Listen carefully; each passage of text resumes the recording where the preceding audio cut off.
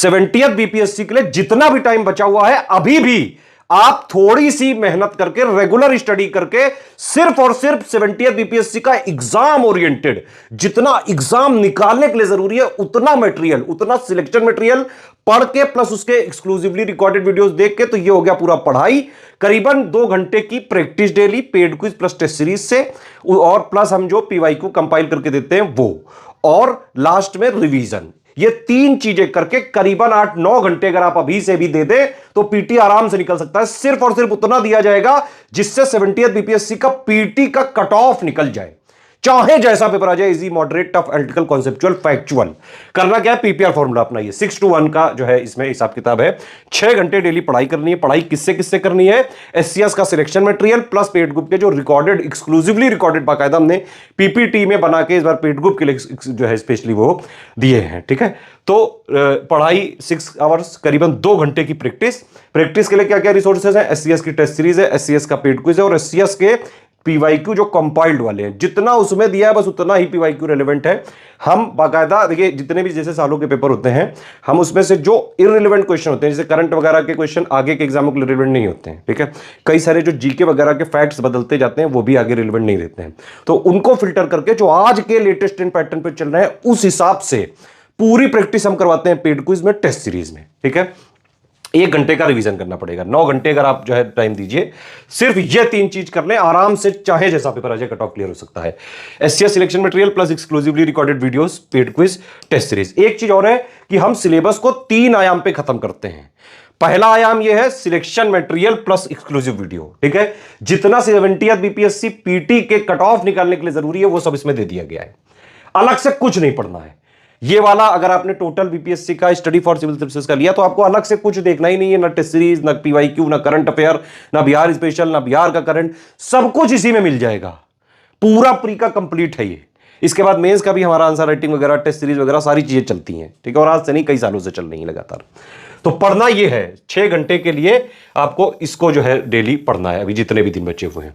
ठीक, तो सिलेबस में plus PYQ plus latest trend pattern के हिसाब से जितना एक्चुअली में जरूरी है पढ़ने के लिए वो हमने इसमें दे दिया।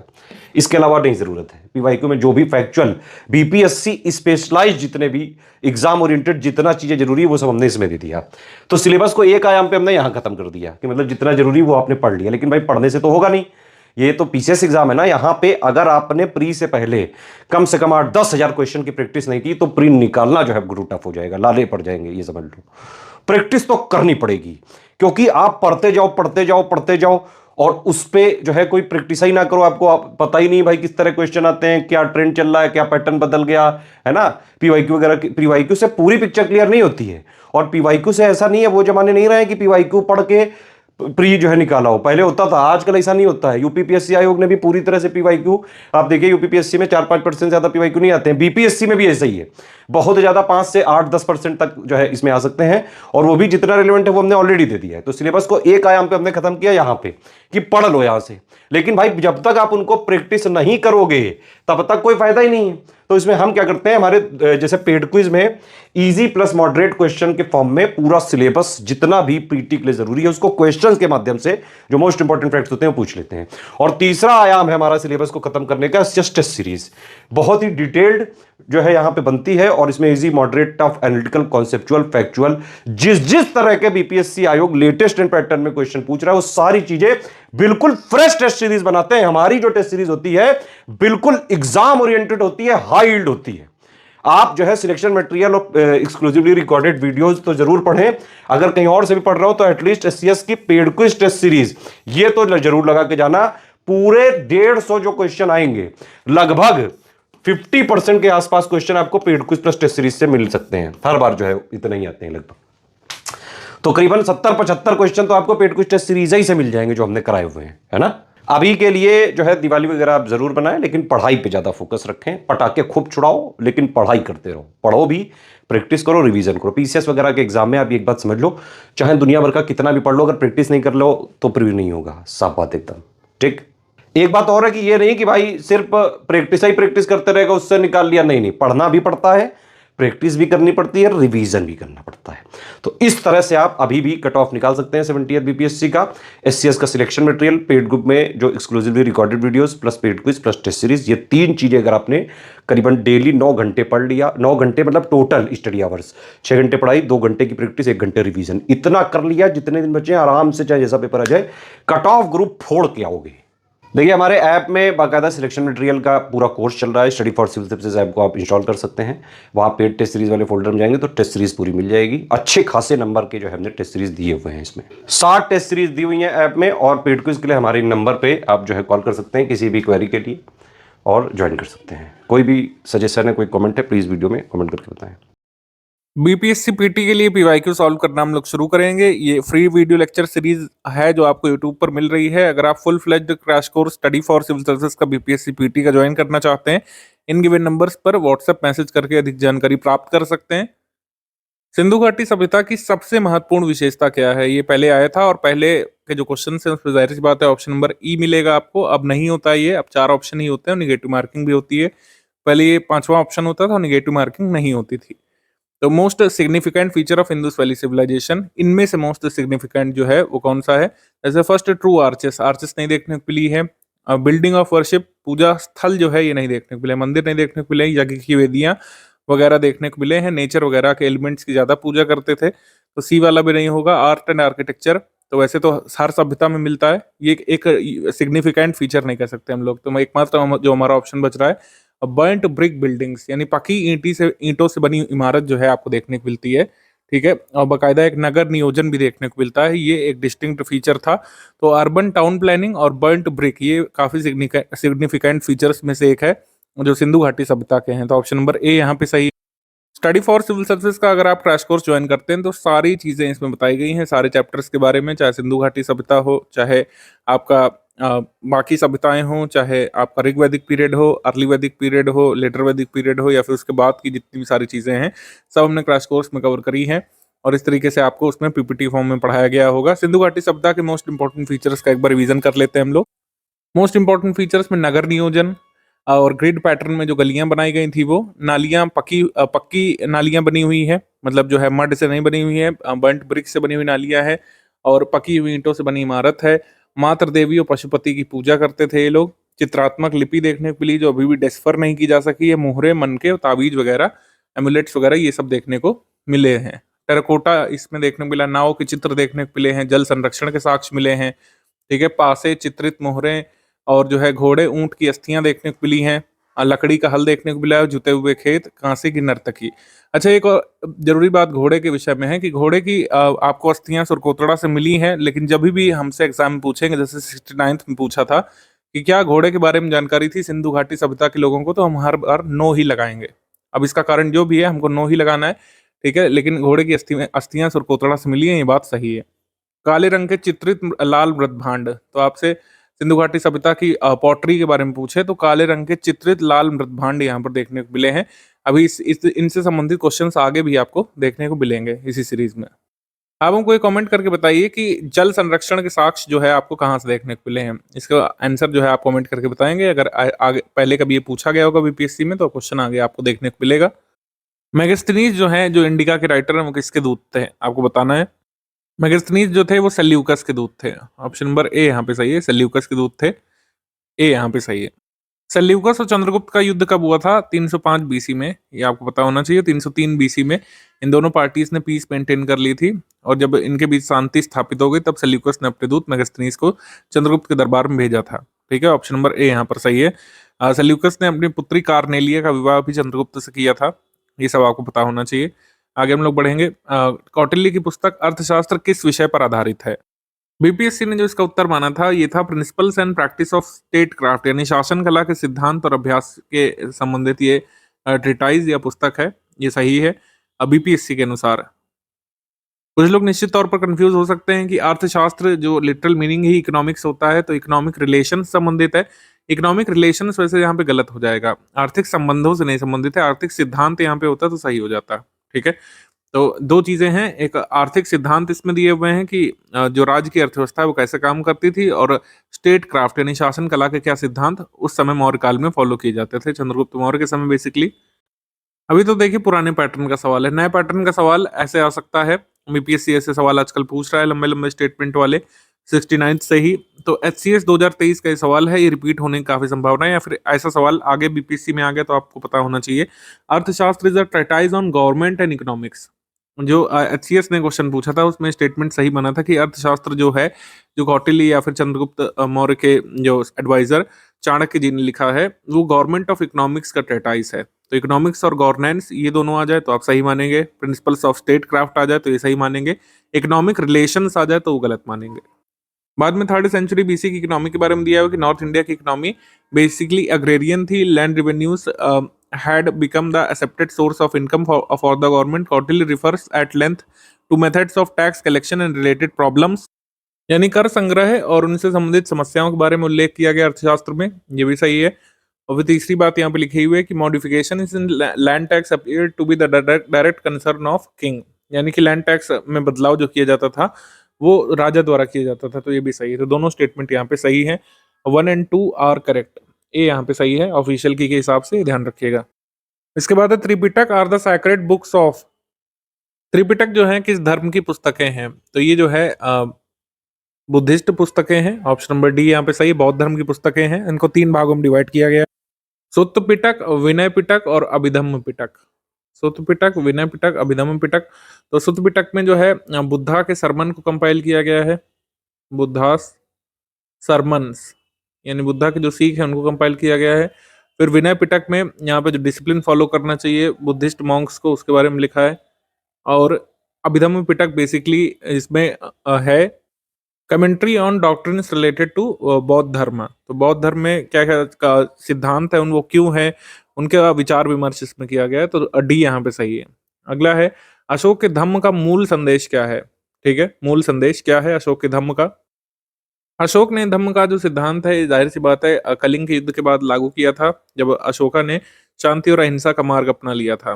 ठीक है, तो पीस एंड नॉन वायलेंस यहाँ पे एक सिद्धांत था बहुत जरूरी। रिस्पेक्ट टू एल्डर्स, ये भी बहुत जरूरी सिद्धांत था, बड़े लोगों का आदर करना, उनकी बात मानना।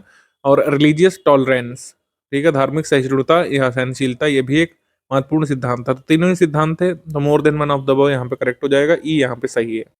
धम्म के विषय में एचसीएस में क्वेश्चन पूछा गया था, इसको देख लेते हैं। Dhamma is a Prakrit form of the Sanskrit word dharma, means according to the context the universal law and righteousness or by social extension and religious order found in Hindu society।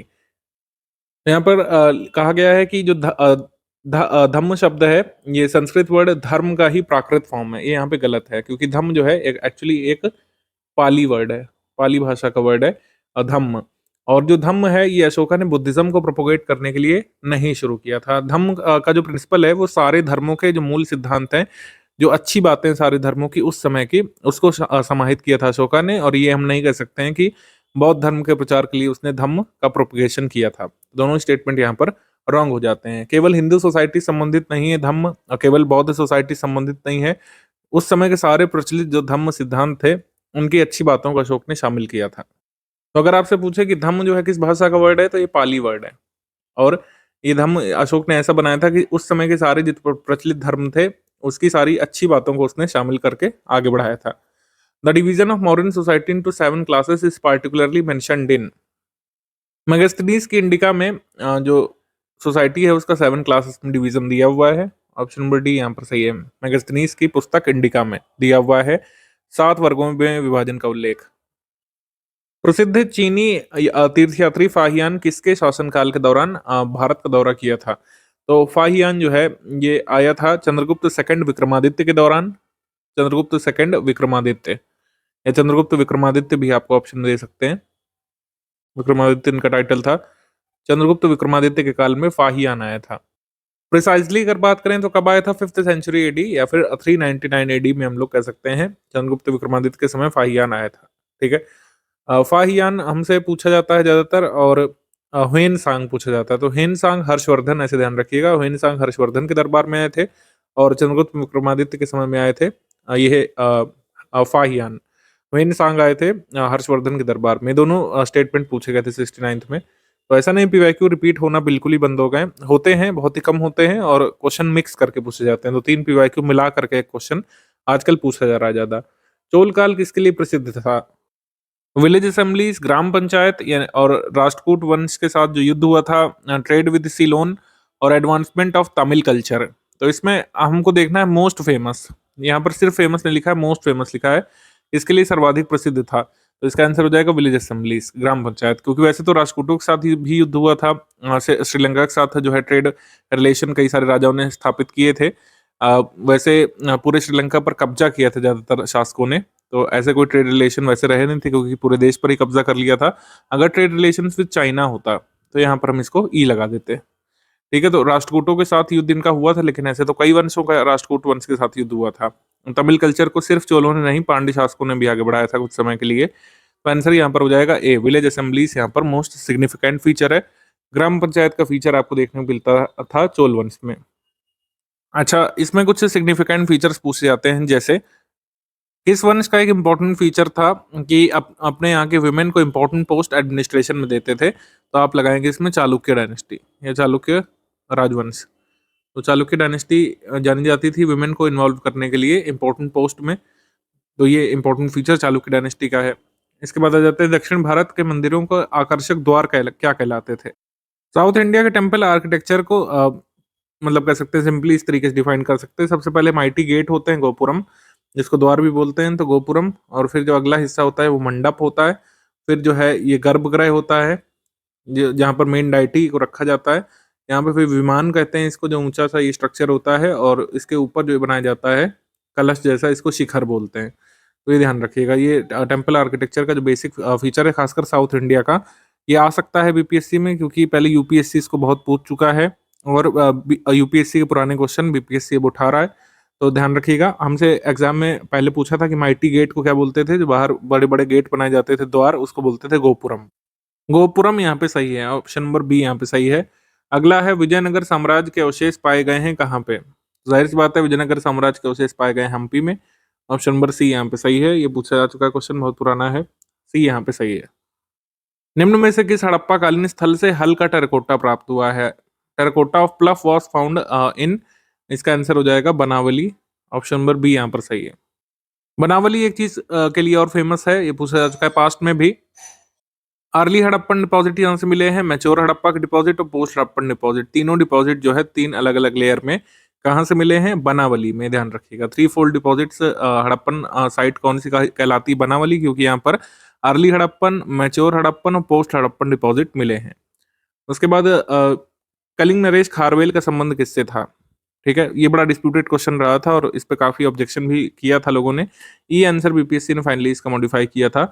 महामेघवाहन dynasty और चेदी डायनेस्टी दोनों सही मान लेंगे, क्योंकि जो महामेघवाहन थे चेदी डायनेस्टी के, वो इसके फाउंडर थे। तो महामेघवाहन डायनेस्टी भी से भी संबद्ध खारवेल को कहा गया है इंस्क्रिप्शन में, और चेदी डायनेस्टी से संबद्ध भी कहा गया है। तो ई यहाँ पे सही है, लेकिन अगर अब एग्जाम में आता महामेघवाहन नहीं दिया रहता 4 ऑप्शन में, तो चेदी डायनेस्टी आप लोग प्रेफर करेंगे। बी यहाँ पे सही हो जाना चाहिए अब के हिसाब से। तब जब ई ऑप्शन होते थे तो ई सही माना गया था। अब आ जाते हैं चीनी यात्री सुंग युन ने भारत की यात्रा कब की थी। सुंग युन ने भारत की यात्रा की थी 515 एडी से लेकर 520 एडी तक। ऑप्शन नंबर ए यहाँ पर सही है। ये पर्टिकुलर किसी स्टेट की यात्रा नहीं की थी इन्होंने, अलग अलग जगह पर यात्रा की थी। बुद्धिस्ट स्क्रिप्चर खोजने के लिए आए थे चाइना से सुंग युन। तो ये ध्यान रखिएगा, 515 से 520 एडी। इसके बाद किस प्रकार की भूमि को अपराहत कहा जाता था। अपराहत कहा जाता था जिस भूमि को जोता ना गया हो, जिस पर हल ना चलाया गया हो। अनकल्टिवेटेड फॉरेस्ट लैंड, जंगली भूमि जिस पर हल ना चलाया गया, उसको अपराहत बोला जाता था। ऑप्शन नंबर ए यहाँ पर सही है। ये वाले शब्द तो हम देख चुके हैं, लेकिन जो तमिल शब्द हैं ये भी पूछे जा सकते हैं, तो इनको देख लीजिएगा। जैसे पाले का मतलब होता है शुष्क भूभाग, मरुतम का मतलब हो जाता है नदी भूभाग, कुरुंची का मतलब हो जाता है पर्वतीय क्षेत्र तमिल भाषा में, और मुल्लई का मतलब हो जाता है पशुचारण क्षेत्र। ये भी ध्यान रखिएगा आगे के लिए। Who among the following was not associated with the excavation of Harappa and Mohenjodaro. Harappa and Mohenjodaro के उत्खनन से संबंधित कौन नहीं है। आर डी बनर्जी सबसे पहले खोज इन्होंने की थी। के एन दीक्षित, माधव स्वरूप वत्स 2 साल बाद इसके एक्सकवेशन संबंधित है। वी ए स्मिथ का इससे कोई लेना देना नहीं है। ऑप्शन नंबर डी यहाँ पे सही है, वी ए स्मिथ इससे संबंधित नहीं है, डी। अगला क्वेश्चन है, गौतम बुद्ध ने अपना पहला उपदेश कहाँ पे दिया था। तो पहला उपदेश जो है इन्होंने मृगदाव में दिया था, सारनाथ में। ऑप्शन नंबर सी यहाँ पे सही है, सारनाथ। अब कुछ क्वेश्चन रिपीट होते थे पहले, जैसे इंडिका के लेखक कौन है, who was the author of Indica. तो Megasthenes was the author of Indica, option number B यहाँ पे सही है, मेगास्थनीज बी इंडिका के लेखक है। इसके बाद who is called the Napoleon of ancient India. Napoleon of India Samudragupta को कहा गया था उसके कनकस्ट की वजह से। प्रयाग प्रशस्ति में जो उनकी कनकस्ट के बारे में दिया है, इसको पढ़ करके इसको डिस्फर करके विंसेंट स्मिथ जो ब्रिटिश हिस्टोरियन थे उन्होंने कहा था नेपोलियन ऑफ इंडिया समुद्रगुप्त को। विंसेंट स्मिथ ये सही उत्तर है, Vincent Smith, option number D यहाँ पे सही है। इसके बाद हर्षवर्धन के शासनकाल में किस चीनी यात्री ने भारत की यात्रा की थी।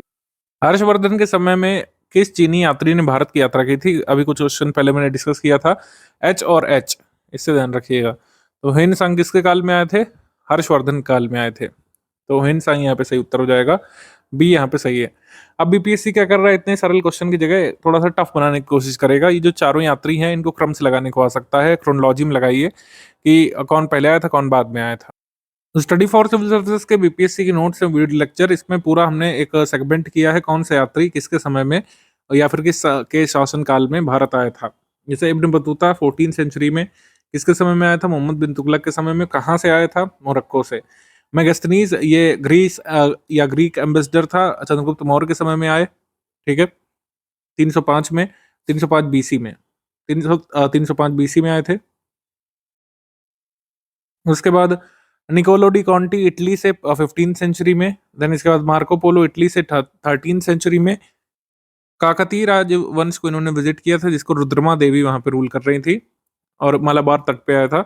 इसके बाद ह्वेन सांग चाइना से 7th सेंचुरी में हर्षवर्धन के समय। फाहियान चंद्रगुप्त सेकंड विक्रमादित्य के समय। उसके बाद इत्सिंग ये जो है नालंदा यूनिवर्सिटी में इसने स्टडी किया था, 7th सेंचुरी में आया था। हिकाटियस ग्रीस से 6th सेंचुरी बीसी में। हेरोडोटस 5th सेंचुरी बीसी में। और कई सारे लोगों का नाम यहाँ पे गिवन है। सुलेमान हो गए, मतवालिन हो गए, मतवालिन चाइनीज ट्रैवलर, ये 7th सेंचुरी में। और इसने नरेट किया है हर्ष की इनिशियल विक्ट्रीज को। सुलेमान 9th सेंचुरी में। पाल किंगडम को इसने रोहमा कहा था, प्रोटेक्टर ऑफ धर्मा। और ही आल्सो मेंशन्ड मिहिर भोज। अल बलादुरी ये आया था, बिलादुरी 9th सेंचुरी में। और अल मसूदी ये अरब से आया था 10th सेंचुरी में। He addressed Pratihara king Mihira Bhoja as Baura या Baur Raja and Rashtrakuta king Indra third as Ballabh Raj. Alberuni ये जो है खिज रीजन से, ख्वारिज्म रीजन से 11th सेंचुरी में। साउथ कुआ 12th सेंचुरी में। अब्दुल रज्जाक ईरान से 15th सेंचुरी में। देवराज सेकंड विजयनगर रूलर के समय। माहुयान 15th सेंचुरी में।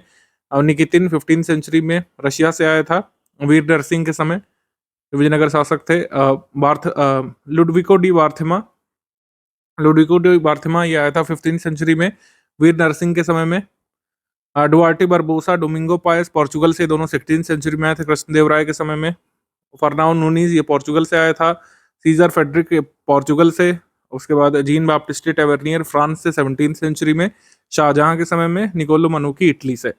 तो अब देखिए इसमें बहुत सारे क्वेश्चन बन सकते हैं, इसमें मैचिंग भी आ सकता है, कौन सा ट्रैवलर किस कंट्री को बिलोंग करता है, कौन सा ट्रैवलर किस शासक के समय में आया था, और क्रोनोलॉजी में लगाने को हो सकता है कौन सा ट्रैवलर कब आया था। तो इसका थोड़ा सा आइडिया आपको रखना चाहिए। ये सारी चीज़ें हम अपने बीपीएससी कोर्स में पढ़ाते हैं, उसको आप ले सकते हैं। इन गिवन नंबर्स पर व्हाट्सएप मैसेज करके अधिक जानकारी प्राप्त कर सकते हैं।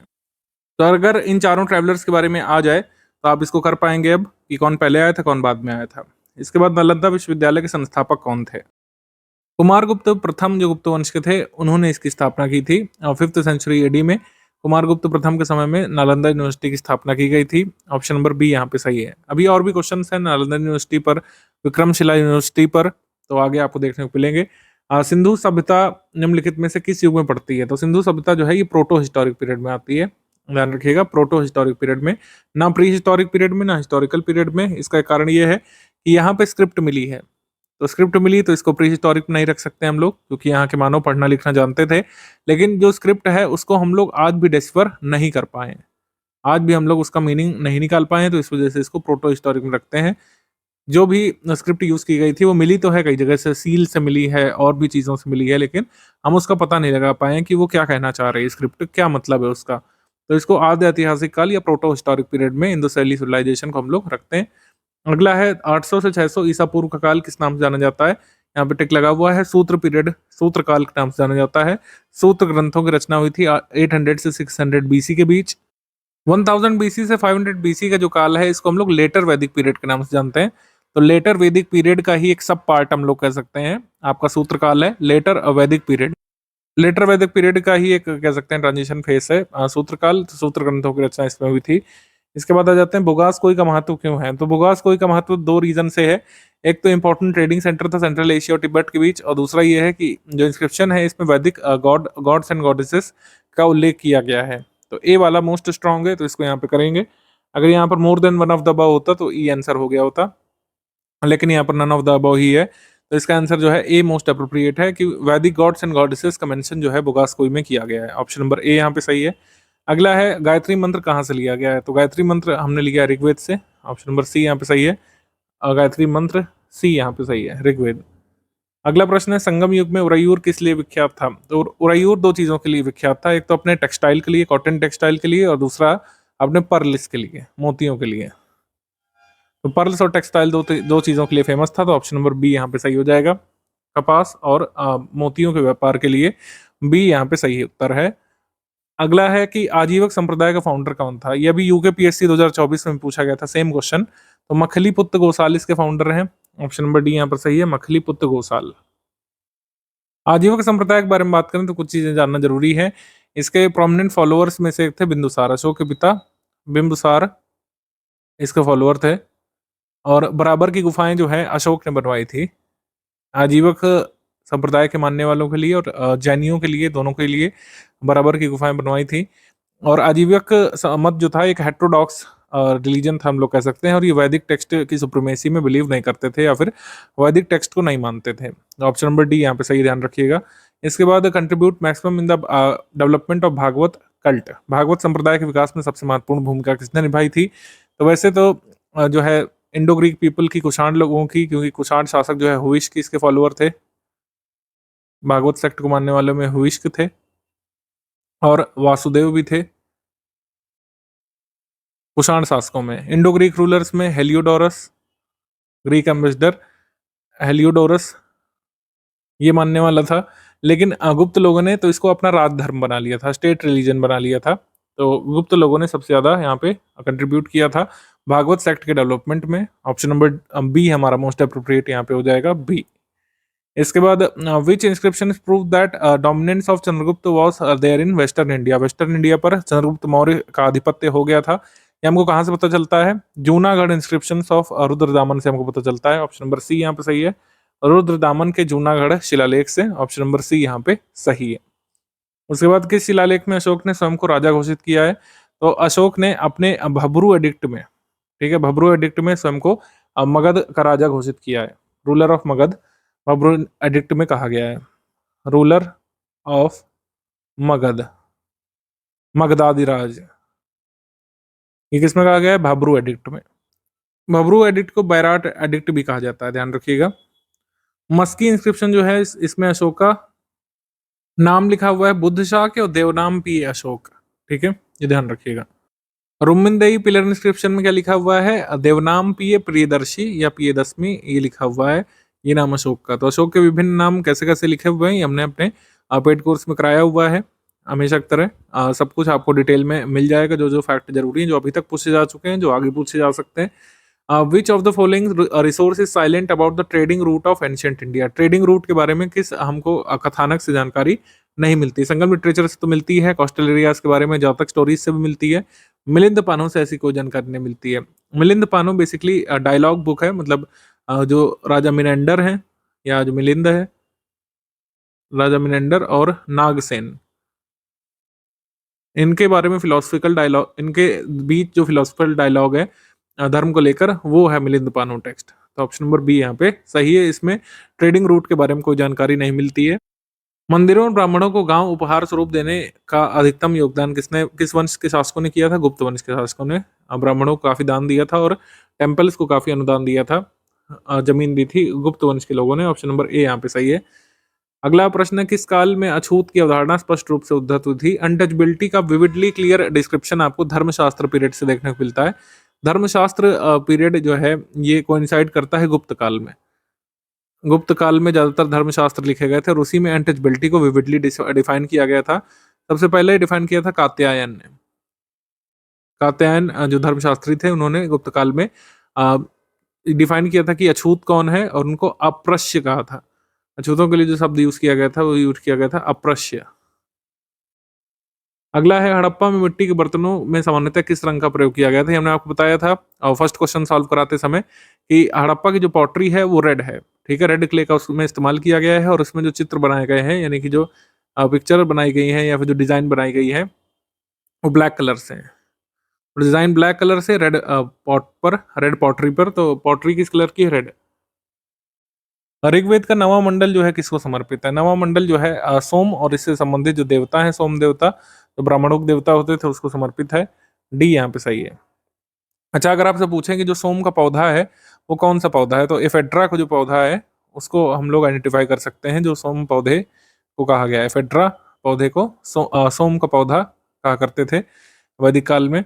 ऑप्शन नंबर डी यहाँ पे सही है। अगला है धर्मशास्त्र में भू राजस्व की दर क्या होती थी। धर्मशास्त्र में लैंड रेवेन्यू बताई गई है 1/6, 1/6। ऑप्शन नंबर सी यहाँ पे सही है।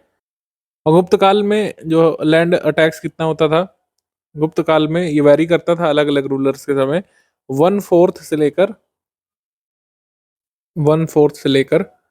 1/6 तक होता था गुप्त काल में। गुप्त काल में लैंड टैक्स 1/4 से लेकर 1/6 के करीब होता था, ध्यान रख सकते हैं। आगे है निम्नलिखित में से कौन पूर्वकालिक जैन ग्रंथ कहलाता है। Pre historic Jain text, oldest pre historic Jain text. तो सबसे पहले जैन टेक्स्ट में 14 है पूर्व या फिर पुब ग्रंथ लिखे गए थे। पूर्व या फिर पुब ग्रंथ सबसे पहले लिखे गए थे, ठीक है, सी यहाँ पे सही उत्तर हो जाएगा। स्टडी फॉर सिविल सर्विसेज के पेड रूप में आकर के आप कंप्लीट स्टडी मटेरियल लेकर के, कंप्लीट स्टडी मटेरियल, पेड कुछ लेकर के और हमारी लेटेस्ट अपडेटेड टेस्ट सीरीज लेकर के अभी भी आप पूरी तैयारी कर सकते हैं बीपीएससी पीटी की। बीपीएससी पीटी में अगर आपके पास 4-5 सप्ताह भी बच रहे हैं तो कम से कम जो है 3 चीजें करके अभी भी पीटी निकाला जा सकता है। बिल्कुल आप हमारे इन गिवन नंबर्स पर जानकारी प्राप्त कर सकते हैं कि ये 3 चीज आपको कैसे मिलेगी। इन चीजों को पढ़ करके लास्ट मोमेंट में, लास्ट के जो 4-5 सप्ताह आपके पास बच रहे हैं, इनको पढ़ करके अभी भी पीटी निकाला जा सकता है। बिल्कुल। शहरों का पतन किस काल की एक महत्वपूर्ण विशेषता थी। तो शहरों का पतन यहाँ पर हुआ था गुप्त काल में। गुप्त काल के अंतिम समय में शहरों का पतन हुआ था। बड़े बड़े शहर जो एकदम से उपजे थे मौर्य काल के समय में, वो धीरे धीरे पतित होकर के फिर छोटे छोटे गांवों में तब्दील हो गए थे और अर्बनाइजेशन कम हुआ था गुप्त काल में। ये ध्यान रख सकते हैं। ऑप्शन नंबर ए यहाँ पर सही है।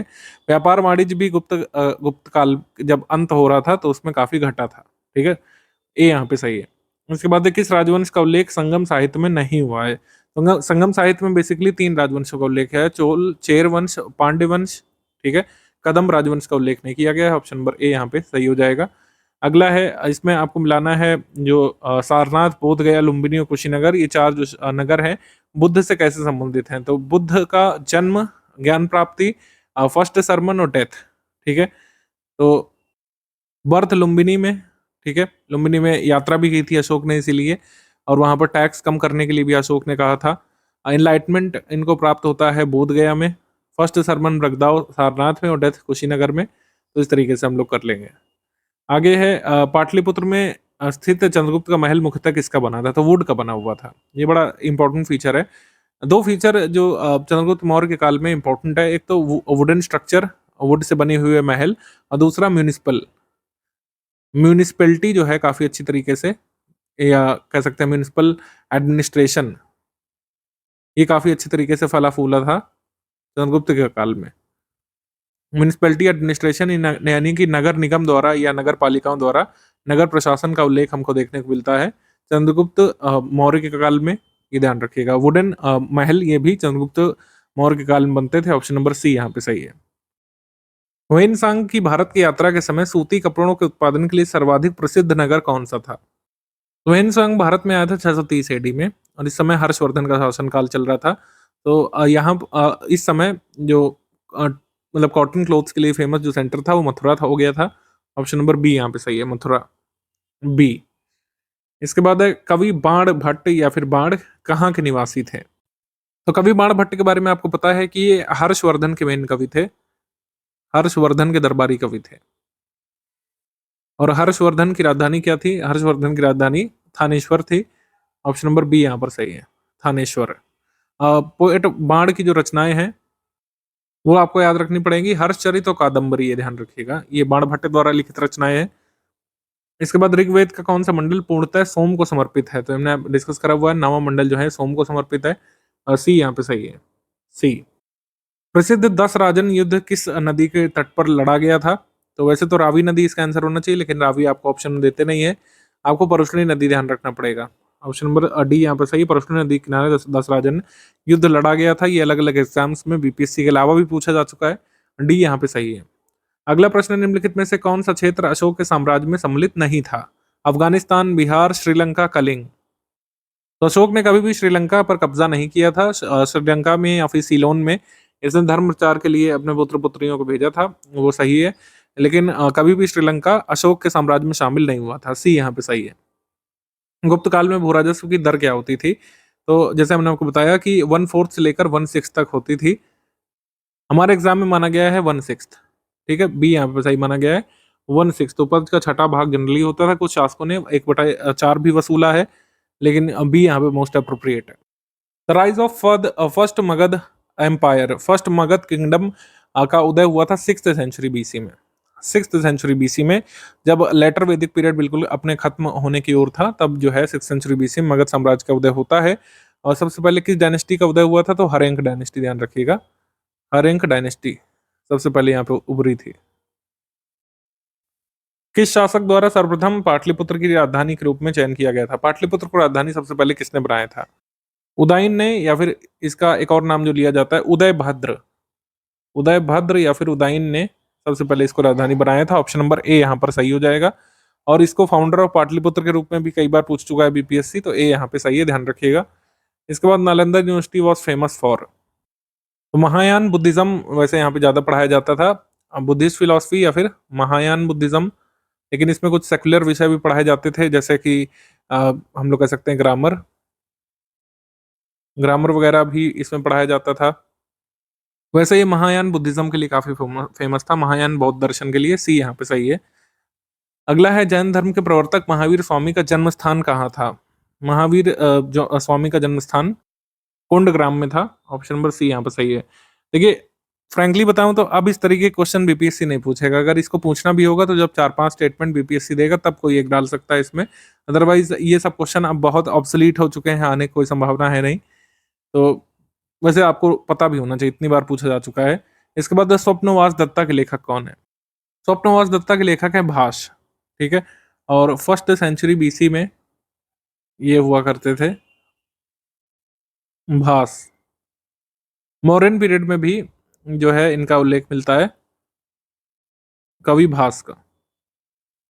इसके बाद राजा खारवेल का नाम किससे जुड़ा है? तो राजा खारवेल का नाम जुड़ा है जो चेदी डायनेस्टी के थे, हाथी गुम्फा इंस्क्रिप्शन से। हाथी Gumpha inscription, option number C यहाँ पे सही हो जाएगा। ये खारवेल जो है इससे जुड़े हैं या इससे संबंधित है, सी। अगला है, नालंदा विश्वविद्यालय की स्थापना का युग कौन सा है? तो कुमारगुप्त प्रथम ने इसकी स्थापना की थी, तो ये गुप्त काल में ये बनाया गया था, गुप्त काल में, और प्रिसाइजली पूछे तो 5th सेंचुरी एडी में, 5th सेंचुरी एडी में। नालंदा यूनिवर्सिटी के विनाश का कारण कौन लोग थे? तो इसका आंसर जैसे मुसलमान दिया हुआ है, आपको इतना अब सिंपल नहीं देंगे, अब आपको इसमें टर्क दे देंगे, ठीक है, अफगान दे देंगे और तैमुरिड दे देंगे, ऐसे भी आपको दे देंगे। तब आपको क्या चूज करना है? टर्क चूज करना है, ठीक है, क्योंकि किसने इसको जो है डिस्ट्रॉय किया था, अभी आगे उसका नाम हम इसी सीरीज में देखेंगे एमसीक्यू में। तो मुसलमान या तुर्क लोग जो है, या टर्क लोग, तुर्किश लोग जो है, इसके कह सकते हैं रेनेंसिएशन के लिए या फिर इसके विनाश के लिए उत्तरदायी थे। ए यहाँ पे सही है। इसके बाद ताम्रपत्र शिलालेख प्राचीन काल में इंगित करता है कि बिहार के शासक किससे जुड़े थे? The copper plate inscription indicates that ancient period of the rulers of Bihar was connected to, Java Sumatra से जुड़े थे।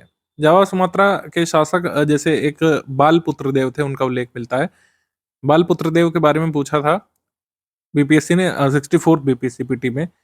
बालपुत्र देव, इन्होंने देवपाल, पाल वंश के देवपाल के यहाँ पर दूध भेजा था और नालंदा में जो है 5 गांवों की अनुदान मांगा था, जिससे वहां पर वो जो है उसको मेंटेन कर सकें और बुद्धिस्ट मोनास्ट्री वहां पर डेवलप कर सकें। तो देवपाल ने ये अनुदान दे दिया था बालपुत्र देव को। तो बालपुत्र देव जो है कहाँ के शासक थे? स्वर्ण भूमि के, या फिर हम लोग कह सकते हैं जावा सुमात्रा के। निम्नलिखित में से किसको चालकोलिथिक युग भी कहा जाता है? चालकोलिथिक पीरियड किसको कहा जाता है? ताम्रपाषाण काल को, यानी कि कॉपर स्टोन एज को चालकोलिथिक पीरियड भी कहा जाता है। ऑप्शन नंबर सी यहाँ पे सही है। निम्नलिखित में से मगध का कौन सा राजा सिकंदर महान के समकालीन था? The ruler of Magadh Magadh contemporary to Alexander. तो जाहिर सी बात है Chandragupta Maurya. Option number D यहाँ पे सही है। चंद्रगुप्त मौर्य देखिए वैसे तो इसके समकालीन था, लेकिन जब चंद्रगुप्त मौर्य जो है शासक बना तब अलेक्जेंडर जो है यहाँ से जा चुका था। तो इसका आंसर वैसे जो है घनानंद सही मानते हैं। नंद डायनेस्टी के घनानंद नंद जो है वो यहाँ पे शासक थे जब अलेक्जेंडर ने यहाँ पर आक्रमण किया था भारत के नॉर्थ वेस्टर्न फ्रंटियर में। तो नंद डायनेस्टी के घनानंद यहाँ पर शासक थे। तो बी यहाँ पर आंसर की में सही मानते हैं और आप भी सही मानेंगे। हालांकि चंद्रगुप्त मौर्य यहाँ पे प्रयास कर रहे थे शासक बनने का, और घनानंद को हरा करके और इसको जो है मार करके चंद्रगुप्त मौर्य चाणक्य की मदद से शासक बनते हैं। लेकिन एग्जाम में अलेक्जेंडर के समकालीन शासक किसे मानेंगे? घनानंद। इसमें धनानंद भी दे सकते हैं आपको ऑप्शन में, घनानंद या धनानंद। धनानंद को जो कि नंद डायनेस्टी के थे।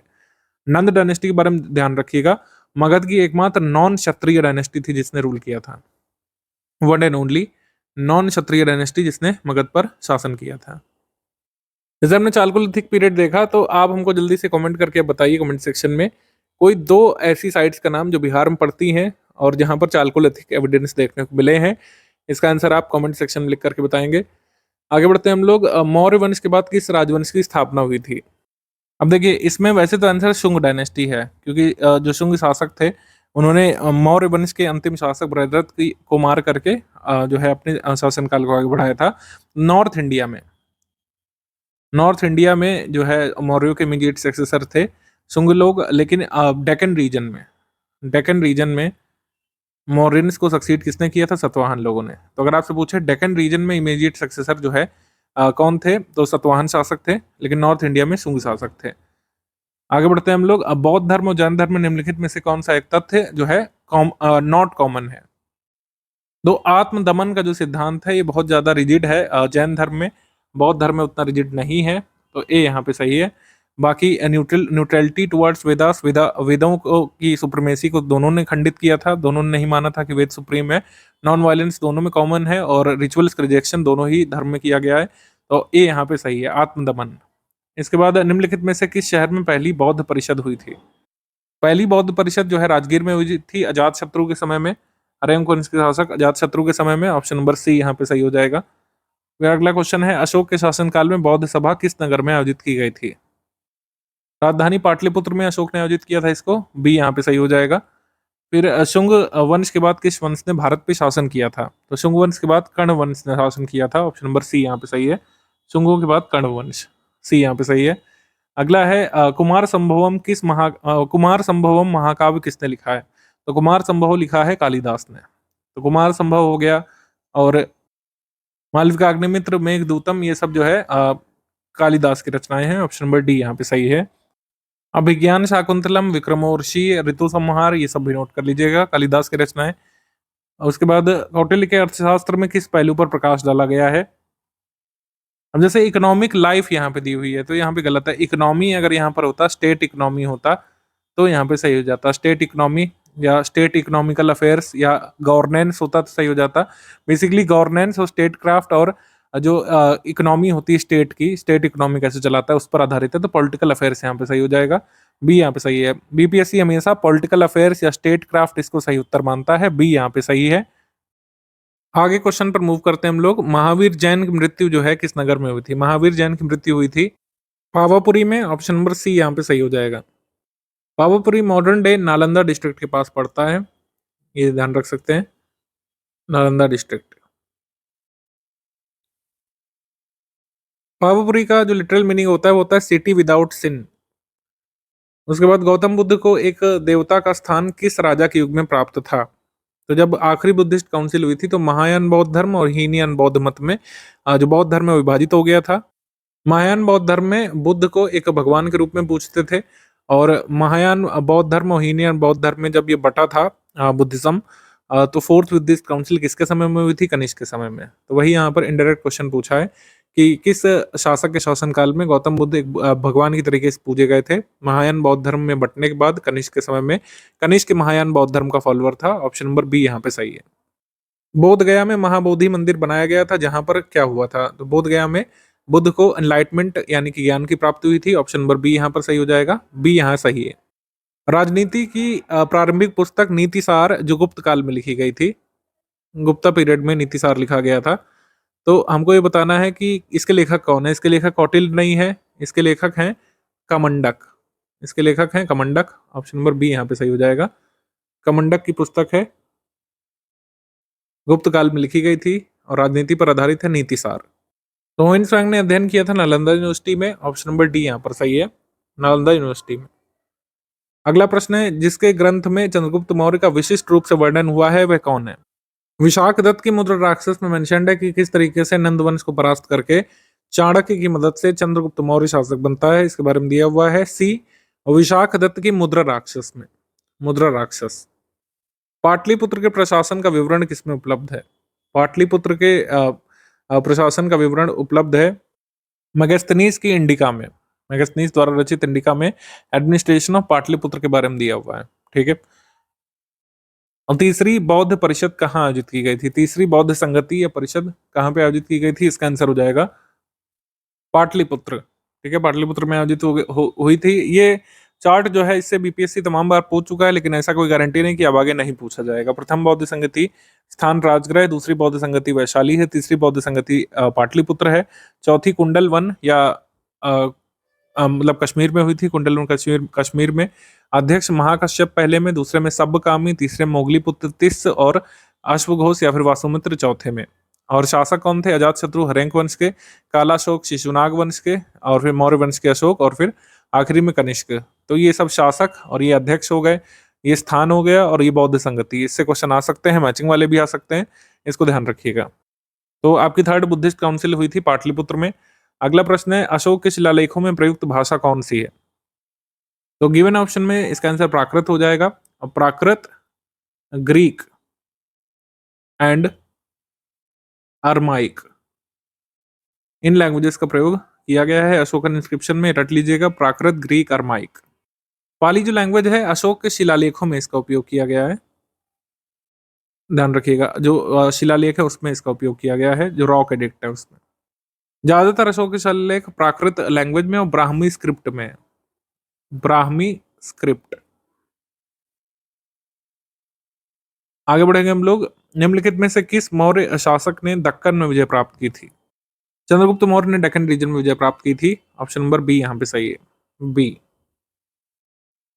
आगे बढ़ते हैं हम लोग। चीनी स्रोतों के अनुसार श्रीलंका के शासक मेघवर्मन ने गया में बौद्ध मंदिर बनाने की अनुमति के लिए निम्नलिखित में से किस गुप्त राजा के पास एक मिशनरी भेजा था? बौद्ध मंदिर बनाने की अनुमति प्राप्त करने के लिए श्रीलंका के शासक मेघवर्मन ने समुद्रगुप्त के पास यहाँ पर जो है अपने दूत या अपने मिशनरी भेजे थे। ऑप्शन नंबर बी यहाँ पर सही है, समुद्रगुप्त के पास भेजे थे, बी यहाँ पे सही है। 16 महाजनपदों की सूची जो है उपलब्ध है किसमें? अंगुत्तर निकाय में। ऑप्शन नंबर बी यहाँ पे सही है, अंगुत्तर निकाय, बी। दो ऐसे ग्रंथ है जिसमें उपलब्ध है महाजनपदों की सूची, अंगुत्तर निकाय और भगवती सूत्र, दोनों ध्यान रखिएगा। अगला है, अर्थशास्त्र में सीता भूमि से क्या तात्पर्य है? सीता भूमि। अभी क्वेश्चन आया था, ये क्वेश्चन निश्चित तौर पर गलत रहा होगा, क्योंकि फॉरेस्ट लैंड ये थी नहीं, लैंड कल्टिवेटेड बाय ट्राइब ये थी नहीं, ओन्ड बाय ब्राह्मण ये भी नहीं थी, अनकल्टिवेबल वेस्ट लैंड भी नहीं थी। ये बेसिकली जो है राज्य भूमि होती थी। राज्य भूमि इसको लिखा गया है, या फिर इसको लिखा गया है क्राउन लैंड, जो मतलब शासक के अधीन जो भूमि होती थी, क्राउन लैंड, उसको सीता बोलते थे। इससे जो इनकम आती थी उसको भी सीता बोलते थे क्राउन लैंड से। और इसका जो हेड होता था उसको सीताध्यक्ष बोलते थे, सीताध्यक्ष या हेड ऑफ क्राउन लैंड। तो क्राउन लैंड आप अपने आंसर में सही लगाएंगे। आगे अगर ये क्वेश्चन सही होकर के आता है, अभी जो आया था बीपीएससी में जब ये पूछा गया था, तब तो आंसर सही नहीं था इसमें कोई भी। हड़प्पा काल की एक उन्नत जल प्रबंधन प्रणाली का पता कहाँ से लगाया जा सकता है? तो इसको वाटर मैनेजमेंट सिस्टम या फिर कई बार जो है एडवांस्ड ड्रेनेज मैनेजमेंट सिस्टम या ड्रेनेज सिस्टम भी पूछ सकते हैं। ये कहाँ से खोजा गया था? धौलावीरा से। ऑप्शन नंबर ए यहाँ पे सही है। इसको अलग तरीके से भी आपके एग्जाम में पूछ सकते हैं। आपसे पूछेंगे कहाँ पर हमको डैम्स और रिजर्वायर्स के स्रोत मिले हैं? धौलावीरा सही आंसर होगा इसमें। कहाँ से हमको वाटर कंजर्वेशन या वाटर हार्वेस्टिंग के स्रोत मिले हैं? तो इसका आंसर हो जाएगा धौलावीरा ही।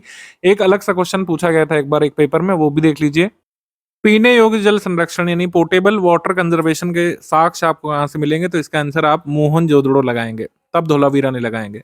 मोहनजोदड़ो से जो कुएं मिले हैं उसमें पीने योग्य जल संरक्षण किया जाता था कि उसे पिया जा सके। ठीक है, तो डैम्स और रिजर्वायर का पानी आप डायरेक्टली पी नहीं सकते हैं, लेकिन कुएं का पानी पी सकते हैं। तो कुएं के साक्ष्य आपको मोहनजोदड़ो से मिले हैं। तो पीने योग्य जल संरक्षण के साक्ष्य के लिए आंसर हो जाएगा मोहनजोदड़ो। और डैम्स, रिजर्वायर या फिर water conservation, water harvesting, water management या फिर ड्रेनेज मैनेजमेंट के लिए आंसर हो जाएगा धौलावीरा। ये ध्यान रखिएगा। कनिष्क के शासनकाल में बौद्ध सभा किस नगर में आयोजित की गई थी? तो कनिष्क के समय में आखिरी बौद्ध सभा फोर्थ बुद्धिस्ट काउंसिल हुई थी। ये जो है थी कुंडल वन में हुई थी, कश्मीर में। सी यहाँ पर सही है, कुंडल वन कश्मीर। फुतूहत आलमगिरी ये ईश्वर दास नगर जो औरंगजेब के समय मुगल ऑफिसर था उसने लिखी है। इसमें राजपुताना के बारे में और जो प्रोविंशियल एडमिनिस्ट्रेशन था आपके वेस्टर्न रीजन में, उसके बारे में जानकारी मिलती है। बेसिकली राजपूत काल की जानकारी इसमें काफी मिलती है। ईश्वर दास नागर ने लिखी है। भीमसेन कायस्थ बुरहानपुरी, ये भी इंपॉर्टेंट ऑथर है एक। भीमसेन कायस्थ बुरहानपुरी या भीमसेन सक्सेना बुरहानपुरी, जो भी आपके ऑप्शन में आ जाए। इनकी रचना है नुस्खा ए दिलकुशा। ये ध्यान रखिएगा। और स्वामी हरिदास जो थे ये ध्रुपद गायक थे अकबर के समय में। ध्रुपद गायक तानसेन के साथ अकबर के समय में ये थे। आगे है हर्षचरित किसने लिखा है? हर्षचरित जो है ये बाणभट्ट ने लिखा है। ये राजकवि थे हर्षवर्धन के। ऑप्शन नंबर बी यहाँ पे सही है, हर्षचरित। मुद्रा राक्षस के लेखक कौन है? मुद्रा राक्षस के लेखक विशाख दत्त हैं, विशाख दत्त। कल्हण ने राज तरंगिणी लिखी थी, ध्यान रखिएगा। राज तरंगिणी का जो पर्शियन ट्रांसलेशन हुआ था अकबर के समय में, उसका नाम आप कमेंट सेक्शन में लिख करके बताइए। पर्शियन ट्रांसलेशन किस नाम से हुआ था राज तरंगिणी का, और लेखक कौन थे, मतलब ट्रांसलेटर कौन थे, आप कमेंट सेक्शन में लिख करके बताइए। ये आ सकता है एग्जाम में, जरूरी है। आगे है महावीर स्वामी का जन्म कहाँ पे हुआ था? वैशाली में इनका जन्म हुआ था। ऑप्शन नंबर डी यहाँ पे सही है। अगला है महात्मा बुद्ध को महापरिनिर्वाण कहाँ पे प्राप्त हुआ था? तो बुद्ध को महापरिनिर्वाण प्राप्त हुआ था कुशीनगर में। ऑप्शन नंबर सी यहाँ पर सही है, कुशीनगर। मल्ल रिपब्लिक के अंतर्गत ये आता था कुशीनगर, वहां पे इनकी मृत्यु या फिर महापरिनिर्वाण प्राप्त हुआ था महात्मा बुद्ध को। ऑप्शन नंबर सी यहाँ पे सही है। अगला है महात्मा बुद्ध ने अपना पहला धर्म चक्र प्रवर्तन किस स्थान पर दिया था? तो धर्म चक्र प्रवर्तन क्या है? ये फर्स्ट सरमन इसको बोलते हैं, फर्स्ट सरमन या फिर पहला उपदेश इसको बोलते हैं। ये कहाँ पे दिया था? डियर पार्क या फिर मृगदाओ में। कहाँ पे? सारनाथ में। ऑप्शन नंबर बी यहाँ पर सही है, सारनाथ। मगध की प्रारंभिक राजधानी कौन सी थी? इसको 69 बीपीएससी में अलग तरीके से पूछा था कि लेटर वैदिक पीरियड में या वैदिक पीरियड में मगध की फर्स्ट कैपिटल कौन सी थी? तो मगध की जो अर्लीस्ट कैपिटल है वो गिरिवज है, गिरिव्रज या फिर उसको राजगृह कहा जाता है। ऑप्शन नंबर सी यहाँ पर सही है, गिरिव्रज या फिर राजगृह। गिरिव्रज या राजगृह, ऑप्शन नंबर सी यहाँ पे सही है। अगला क्वेश्चन है नंद वंश के पश्चात मगध पर किस राजवंश ने शासन किया था? ये क्रोनोलॉजी कम से कम ध्यान रखना है। हरेंक वंश के बाद शिशुनाग वंश, शिशुनाग वंश के बाद नंद वंश, नंद वंश के बाद मौर्य वंश, फिर शुंग, फिर कण्व। तो इसमें हमसे पूछा है नंद डायनेस्टी के बाद, तो नंद डायनेस्टी के बाद रूल किया था मौर्य वंश ने। ऑप्शन नंबर ए यहाँ पर सही है। मौर्य काल में शिक्षा का प्रसिद्ध केंद्र क्या था? शिक्षा का प्रसिद्ध केंद्र नॉर्थ वेस्टर्न कह सकते हैं, नॉर्थ वेस्टर्न रीजन में था। तक्षशिला यूनिवर्सिटी स्थापना ऐसा कहते हैं 6th सेंचुरी बीसी में हुई थी। इसके रिमेन्स का पता लगाया था अलेक्जेंडर कनिंघम ने।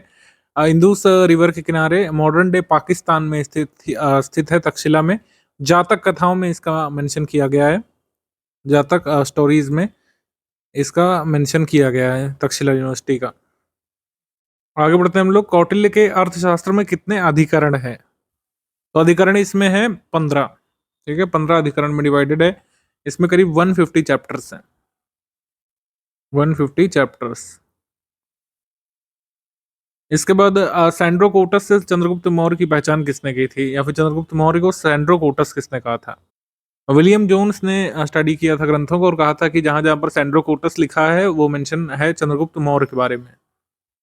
अलग अलग नाम से और भी देख लीजिए, कहीं मेंशन नहीं है, मैं आपको बता दे रहा हूँ। भद्रसार वायु पुराण में लिखा गया है चंद्रगुप्त मौर्य को एंड्रोकोटस प्लूटार्क ने कहा है, और वृषल मुद्र राक्षस में मेंशन किया गया है चंद्रगुप्त का नाम।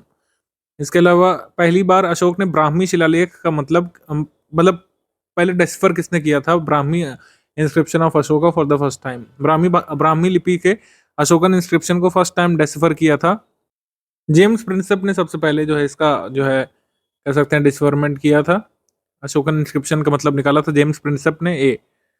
अंतिम मौर्य सम्राट कौन था? अंतिम मौर्य सम्राट था बृहद्रथ, ठीक है, जिसकी हत्या हुई थी। शुंग शासक ने बृहद्रथ की हत्या की थी। आप कमेंट करके उस शुंग शासक का नाम बताइए जो शुंग वंश का संस्थापक भी है और बृहद्रथ का हत्यारा भी था। निम्नलिखित में से कौन सा एक हड़प्पा का बंदरगाह है? तो हड़प्पा का बंदरगाह जो लोथल है, ये किस नदी के किनारे है? भोगवा नदी के किनारे।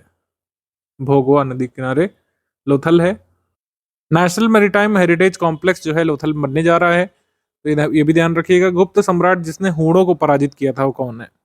हूणों को पराजित किया था स्कंदगुप्त ने। ऑप्शन नंबर सी यहाँ पर सही है, स्कंदगुप्त ने हूणों को पराजित किया था।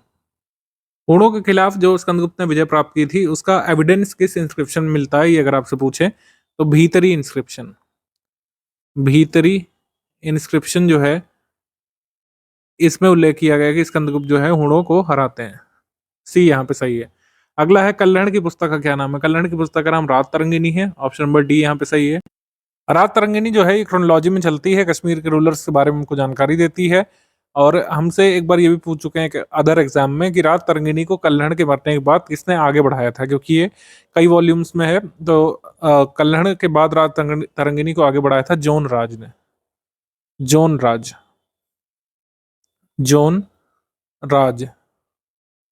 और इन्होंने जो रात तरंगिनी को आगे बढ़ाया था तो इसमें इन्होंने जैनुल आबदीन तक की जानकारी दी है। मुस्लिम शासक जैनुल आबदीन तक की जानकारी जोन राज की रात तरंगिनी मिलती है। किस अभिलेख में रुद्रदामन प्रथम की उपलब्धियां बताई गई हैं? रुद्रदामन की उपलब्धियां बताई गई जूनागढ़ इंस्क्रिप्शन में, ठीक है। ऑप्शन नंबर ए यहाँ पे सही, जूनागढ़ इंस्क्रिप्शन में इसकी उपलब्धियां बताई गई हैं। महात्मा बुद्ध का महापरिनिर्वाण कहाँ हुआ था? महापरिनिर्वाण प्राप्त हुआ था कुशीनगर में। ऑप्शन नंबर सी यहाँ पे सही है। इसके बाद है कि महात्मा बुद्ध ने किस स्थान पर अपना धर्म चक्र प्रवर्तन दिया था? ये दिया था मृगदाव में, डियर पार्क सारनाथ में। ऑप्शन नंबर बी यहाँ पर सही है। देन इसके बाद मगध की प्रारंभिक राजधानी क्या थी? मगध की प्रारंभिक राजधानी जो है गिरिव्रज या फिर राजगृह थी। ऑप्शन नंबर सी यहाँ पर सही है।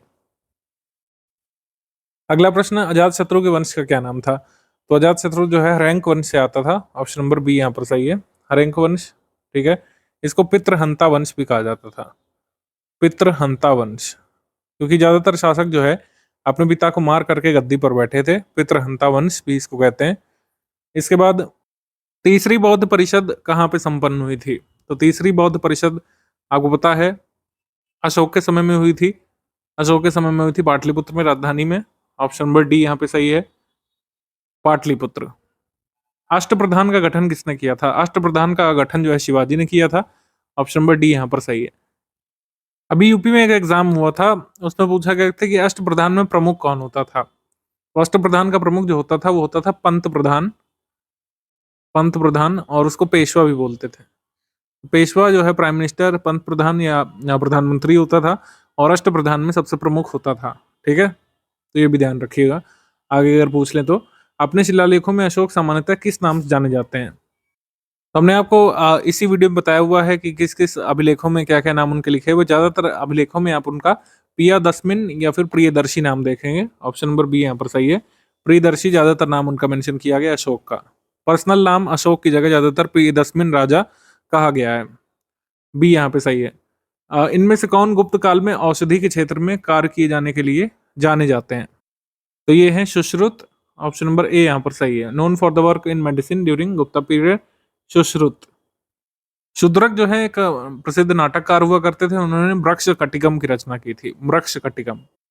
निम्नलिखित में से कौन सी भारत की लिपि दाहिने से बाएं की ओर लिखी जाती थी? Which of the following scripts of ancient India was written from right to left? जैसे हमारा रोमन है या जो हिंदी है हम लोग लिखते हैं, ये लेफ्ट से राइट चलती है इस तरीके से, लेकिन जो खरोष्टी है वो इस तरीके से चलती है, दाएं से बाएं चलती है खरोष्टी।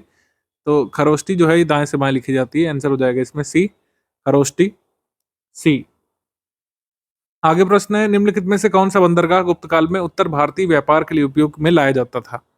ताम्रलिप्ति पोर्ट का इस्तेमाल किया जाता था गुप्त काल में, और ये जो है West Bengal, present day West Bengal में स्थित था। और बाकी जो बंदरगाह दिए हुए हैं जैसे कैम्बे हो गया, भरूच या बरोच हो गया, कल्याण हो गया, ये सब वेस्टर्न इंडिया में स्थित है, वेस्टर्न इंडिया में। कल्याण पोर्ट का ज़्यादातर इस्तेमाल जो है सतवाहन शासक करते थे। सतवाहन शासक जो है इसका उपयोग करते थे ट्रेड के लिए, कल्याण पोर्ट का। आगे बढ़ते हैं हम लोग। प्राचीन महाजनपद मगध की प्रथम राजधानी कौन सी थी? एंशियंट महाजनपद दिया है पाटलिपुत्र यहाँ पे होना चाहिए। वैशाली भी कुछ समय के लिए बनाई थी, जो कह सकते हैं हम लोग शिशुनाग वंश के शासकों ने। ठीक है, तो आंसर यहाँ पर हो जाएगा E, more than one of the above. यहाँ पे तब से के हिसाब से सही हो जाएगा मोर than one of the above, क्योंकि वैशाली को राजधानी बनाया था शिशुनाग वंश के शासकों में से किसी ने, और पाटलिपुत्र तो रही थी बाद में मौर्यों के काल में। तो हमारा आंसर इसमें हो जाएगा ई। आगे है हड़प्पा नगर में जुते हुए खेत देखने को मिले हैं, 65th में शायद आया था। जुते हुए खेत और जो है यज्ञ वेदी, ये सब चीजें आपको देखने को मिली है कालीबंगन से। कालीबंगन ए यहाँ पे सही है। आगे है त्रिरत्न या तीन रत्न जैसे सम्यक ज्ञान, सम्यक आस्था और सम्यक क्रिया, इनमें से किससे संबंधित है? तो ये संबंधित है बुद्धिज्म से, नहीं ये संबंधित है जैनिज्म से। त्रिरत्न का जो सिद्धांत है वो जैन धर्म का है। ठीक है, अष्टांगिक मार्ग जो है ये किससे संबंधित है? ये आप कमेंट सेक्शन में लिख करके बता सकते हैं, अष्टांगिक मार्ग किससे संबंधित है। बौद्ध धर्म में हालांकि त्रिरत्न का कॉन्सेप्ट इतना ज्यादा प्रोपाउंडेड नहीं है, लेकिन जो तीन रत्न बुद्धिज्म के कहे जाते हैं उनको कहते हैं हम लोग बुद्ध पहला रत्न, धम्म दूसरा रत्न, और संघ तीसरा रत्न। आगे बढ़ते हैं हम लोग। इनमें से किस शासक ने चतुर्थ बौद्ध संगति कश्मीर में आयोजित की थी? तो निश्चित तौर पर यहाँ पर कुषाण वंश के शासक कनिष्क ने आयोजित की थी, सी यहाँ पे सही है, कनिष्क। अगला हमारा प्रश्न है, निम्न में से किस भारतीय दर्शन ने परमाणु सिद्धांत का प्रतिपादन किया था? परमाणु सिद्धांत या फिर एटॉमिक थ्योरी का प्रतिपादन किसने किया था? वैशेषिक ने। वैशेषिक, वैशेषिक दर्शन में जो ये परमाणु सिद्धांत दिया हुआ है, डी यहाँ पे सही है। वैशेषिक दर्शन के प्रतिपादक कौन है? वो है कणाद कश्यप। ये पूछ सकते हैं आगे, ध्यान रखिएगा। आगे कौन सा मध्यकालीन भारतीय साम्राज्य व्यापक स्तर पर स्थानीय स्वशासन से प्रसिद्ध था? Elaborated local self governments in medieval India. तो मेडिवल इंडिया में चोल, ये प्रसिद्ध चोलों के शासनकाल में ये लोकल सेल्फ गवर्नमेंट प्रसिद्ध थी, बी यहाँ पे सही है। अब कुछ लोग सोचेंगे कि चोल तो हमने एंशिएंट में पढ़ा है, तो एंशिएंट और मेडिवल दो चोल आप पढ़ते हैं। मेडिवल में जो चोल पढ़ते हैं जिसमें राजेंद्र प्रथम, राजराज, ये सब शासक हैं, तो वो जो है इनको इंपीरियल चोला या मेडिवल चोला कहा जाता है। और एक संगम काल के चोल हैं, कारिकाल जिसके फाउंडर थे वो अलग है। ठीक है, तो दो प्रकार के चोल शासक हैं, एक पूर्ववर्ती, एक उत्तरवर्ती हैं। उत्तरवर्ती चोल शासकों में लोकल सेल्फ गवर्नमेंट के अवशेष हमको देखने को मिलते हैं, बी यहाँ पे सही है। आगे है परचिनकारी या पिट्रा ड्यूरा निम्नलिखित में से किससे संबंधित है? 66 में साथ आया था। पिट्रा ड्यूरा इज व्हाट? तो पिट्रा ड्यूरा है decorating the walls with floral design made up of semi precious stones. Semi precious stone का प्रयोग करके आप जो मतलब कह सकते हैं महलों की दीवारें हैं उसको सजाना, अर्धकीमती पत्थरों से फूल बनाना या फुलवारी बनाना, कुल मिलाकर ये होता है पित्रा dura method. Option number A यहाँ पर सही है, पित्रा ड्यूरा। निम्नलिखित में से कौन सा हड़प्पा कालीन स्थल गुजरात में स्थित है? तो गुजरात में स्थित हमको बताना है। गुजरात में स्थित यहाँ पर लोथल है, ये सही आंसर हो जाएगा। डाबरकोट ये बलूचिस्तान में है, बलूचिस्तान, बलूचिस्तान प्रोविंस पाकिस्तान में। देन इसके बाद ये कालीबंगा राजस्थान में है, और राखीगढ़ी आपका हरियाणा में है, हरियाणा। हमारा आंसर इसमें हो जाएगा A, Lothal. Founder of Chola dynasty आएगा, विजयालय दिया रहेगा, तो आप निश्चित तौर पर विजयालय चूज करेंगे। ऑप्शन नंबर ए यहाँ पर सही है, विजयालय। बाद में रियल फाउंडर और जो इंपीरियल चोला के फाउंडर हैं वो सब नहीं पूछा जाएगा, विजयालय चोल वंश के फर्स्ट फाउंडर हैं, इनका नाम ध्यान रखिएगा। प्रथम बौद्ध संगति के अध्यक्ष कौन थे? अभी हमने लिस्ट देखी इसी वीडियो में, हमारा आंसर इसमें हो जाएगा महाकश्यप। ऑप्शन नंबर बी यहाँ पे सही है। फर्स्ट बुद्धिस्ट काउंसिल जो अजात शत्रु के कह सकते हैं नेतृत्व में हुई थी, महाकश्यप इसके अध्यक्ष थे। ऑप्शन नंबर बी यहाँ पर सही है। अगला प्रश्न, किरातुजनियम पुस्तक किसने लिखी थी? किरातुजनियम के लेखक का नाम बताना है इसमें। इसमें लेखक है, किरातुजनियम के लेखक हैं भारवी, कवि भारवी। और ये किस भाषा में लिखी गई थी अगर ये आपसे पूछे? संस्कृत भाषा में 6th सेंचुरी में लिखी गई थी। ऑप्शन नंबर डी यहाँ पर सही है। विजयनगर साम्राज्य के संस्थापक कौन थे? तो विजयनगर साम्राज्य के संस्थापक हरिहर और बुक्का माने जाते हैं, हरिहर और बुक्का। ऑप्शन नंबर सी यहाँ पर सही है। प्रथम बौद्ध महासभा का आयोजन कहाँ पे हुआ था? ये कई बार क्वेश्चन रिपीट हुए हैं, तो उतनी बार ये आ रहा है। राजगृह में हुआ था सबसे पहली बौद्ध संगति। ऑप्शन नंबर बी यहाँ पर सही। चार्ट हम लोग देख चुके हैं। किस गुप्त शासक ने अपने बड़े भाई की हत्या कर सत्ता प्राप्त की थी? ये हमने जब आपको पेट ग्रुप में पढ़ाया होगा गुप्त वंश, तो उसमें बताया था कि चंद्रगुप्त द्वितीय विक्रमादित्य ने रामगुप्त की हत्या करके ये सत्ता पाई थी। ऑप्शन नंबर सी यहाँ पर सही है। रामगुप्त को की हत्या किन सरकमस्टेंसेस में करनी पड़ी थी वो भी हमने बताया था। सी यहाँ पे सही है। वर्धन राजवंश की स्थापना किसने की थी? वर्धन राजवंश की स्थापना पुष्यभूति ने की थी, और कई बार इसको पुष्यभूति डायनेस्टी भी कहा जाता है। ठीक है, ऑप्शन नंबर ए यहाँ पर सही है। पुष्यभूति डायनेस्टी के सबसे मेन रूलर कौन है? हर्षवर्धन है। ऑप्शन नंबर ए यहाँ पर सही है। अगला है रोमन साम्राज्य से व्यापारिक संबंध किसने स्थापित किए थे? अभी पूछा गया था 67th में, आई थिंक 68th में एक्चुअली पूछा गया था। रोमन साम्राज्य से जो है व्यापारिक संबंध स्थापित किए थे चेर शासकों ने, चेर वंश के शासकों ने। ऑप्शन नंबर बी यहाँ पर सही है। निम्नलिखित में से कौन सा जानवर सिंधु घाटी सभ्यता के लोगों को पता नहीं था? ये बहुत ही कॉन्ट्रडिक्टरी दोनों बातें हैं। सुरकोतड़ा से हॉर्स की हड्डियां मिलना, अस्थियां प्राप्त होना, और सिंधु घाटी के लोगों को हॉर्स का पता ना होना, ये दोनों एकदम कॉन्ट्रडिक्टरी बात है, लेकिन आयोग के हिसाब से सही होता है, स्टैंडर्ड बुक्स के हिसाब से सही होता है, और यूपीएससी के हिसाब से भी सही होता है, तो हमारे हिसाब से भी सही होना पड़ेगा। इंडस वैली सिविलाइजेशन को हॉर्स का ज्ञान नहीं था, ये हमको मानना पड़ेगा। बी यहाँ पे सही आंसर हो जाएगा। भारतीय कला में स्तूप, चैत्य, विहार का निर्माण निम्नलिखित में से किससे संबंधित है?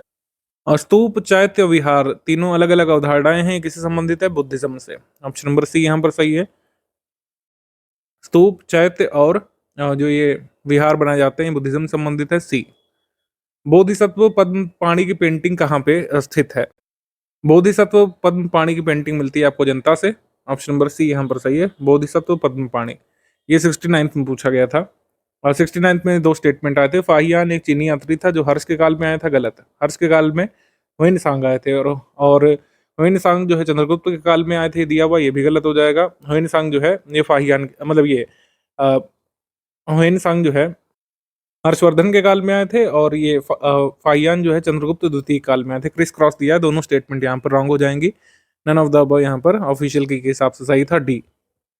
अगला प्रश्न इसमें, चरक, ब्रह्मगुप्त, वारामिहिर, विशाखदत्त। विशाखदत्त ने मुद्र राक्षस नाटक लिखा था, तो यहाँ पर डी का 3 हम लोग लगा देंगे, और डी का 3 लगा देने से ही आंसर आपका सही निकल आएगा। कई बार आपको सारे क्वेश्चन को देखने की जरूरत नहीं होती है। चरक का संबंध जो है चिकित्सा से, लिख देंगे आप, ठीक है। चरक संहिता जो लिखी गई थी चरक के द्वारा चिकित्सा से संबंधित, तो ये भी आपका सेटिस्फाई हो रहा है। बच रहा है वारामिहिर ज्योतिष और ब्रह्मगुप्त का गणित, तो ये सही यहाँ पे सुमेल है। फिर नाथपंथियों, सिद्धों और योगियों ने भक्ति के किस क्षेत्र में भक्ति को किस क्षेत्र में लोकप्रिय बनाया था? Nathpanthi, Siddha, Sanyogi made devotional religion popular in which of the following region of India? उत्तर भारत में पॉपुलर किया था नाथपंथियों, सिद्धों और योगियों ने। ऑप्शन नंबर ए यहाँ पर सही है। मैथिली भाषा का विकास निम्नलिखित में से किसके शासनकाल के दौरान शुरू हुआ था? तो मैथिली भाषा का विकास जो है कर्नाट राजवंश के लोगों ने किया था। कर्नाट राजवंश में काफी सारा मैथिली साहित्य भी लिखा गया था। ऑप्शन नंबर सी यहाँ पे सही है। प्रारंभिक वैदिक काल के दौरान कौन सा शहर प्राचीन मगध की राजधानी के रूप में कार्य करता था? तो इसमें आंसर हमारा हो जाएगा राजगृह। गिरिवज्र दिया होता तो वो भी सही होता, राजगृह भी सही है। तो इसको अलग तरीके से देखिए, 4-5 बार पूछ चुका है आयोग, तो एक ही पीवाईक्यू को सेम टू सेम रिपीट करने की जगह ये अलग तरीके से पूछते हैं, तो आपको वो चीज भी ध्यान देना है। मौर्य साम्राज्य के संबंध में कौन सा कथन यहाँ पे सही है आपको बताना है, कौन सा इनकरेक्ट है बताना है, इसमें नॉट करेक्ट है। पहला है कि साम्राज्य में पश्चिमी जगत के साथ व्यापार में निरंतर विस्तार देखा गया है, सही।